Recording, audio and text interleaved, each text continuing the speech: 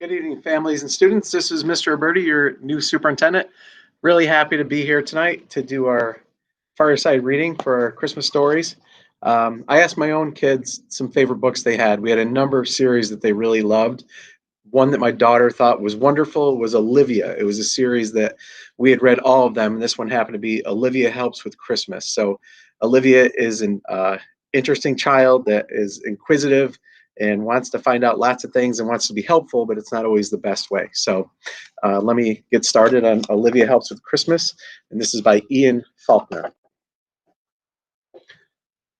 'Twas the day before Christmas. Olivia and her family had been out all morning, busy with last-minute shopping. Olivia was exhausted, yet there was still so much to do. Olivia is not helping with the presents whatsoever, by the way. Olivia told her father and Ian to put up the tree so she could help her mother with William's lunch. Olivia, what are you feeding him? Blueberry pie. Oh, darling, that's going to make him sick. Whoops.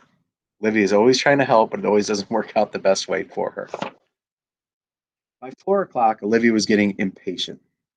Sweetheart, Santa won't be here for hours, said her mother. Now wipe that soot off your snout and help me untangle these lights. So Olivia works to untangle the lights. And at the end, she says, Mommy! It didn't work out that well. Darling, it's much easier if you plug them in first. There, isn't that better? So Olivia's lit up right there. Finally, the tree was trimmed. 5 p.m., Santa watch. No Santa. Rain. Olivia wanted to be even more of a help. Mommy, may I set the table for Christmas Eve dinner? Oh, yes, Olivia, that would be very helpful. Why, that's beautiful, darling. Where did you ever find that perfect little tree?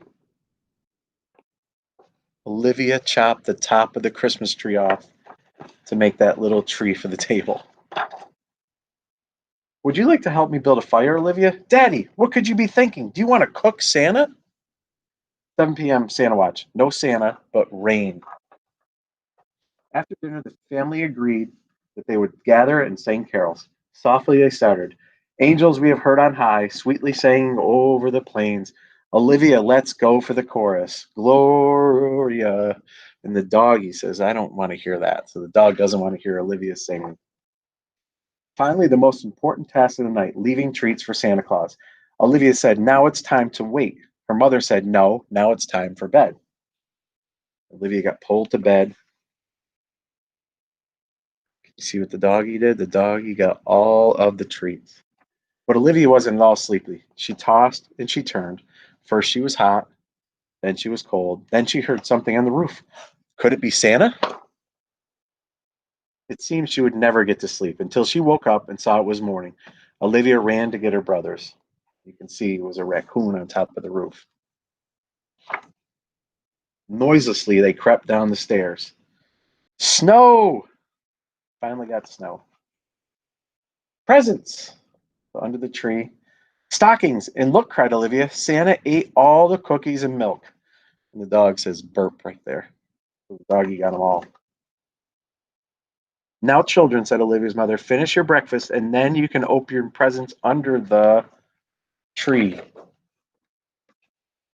So they just made a mess, opened all the gifts. And then the little boy William said, it looks like someone just learned to walk because he wanted to get in on the fun. Some of Santa's offerings were better than others. Pajamas, skis, sweater, a sled, booties, maracas. The children thanked their parents for a wonderful Christmas, and Olivia announced, now I have a present for you. It's a self-portrait. Won't it be beautiful over the fireplace? So that's Olivia's self-portrait. Well, said Olivia, I think I'll hit the slopes. She walks through the house with her skis on. She goes down the hill, jumps, and the landing didn't go so well. Her little brother comes flying over in a sled, lands right above her, and she said, skiing takes more practice. Olivia and Ian worked all afternoon to make a snowman. Olivia dressed it so it looked just like her. That evening, Olivia finally allowed her father to build a fire. The family sat and warmed their trotters while Olivia's mother brought them steaming mugs of hot soup. Or so she said, but before the lights were even out, she fell into a deep, dreamless slumber. Well, not quite dreamless. So Olivia's always dreaming of big things. The end. So that's all for Olivia Helps with Christmas. Hope you enjoyed the reading. I look forward to doing another one in the future. Hope you have a wonderful holiday break. Stay safe. We'll see you soon. Thank you. Have a great night.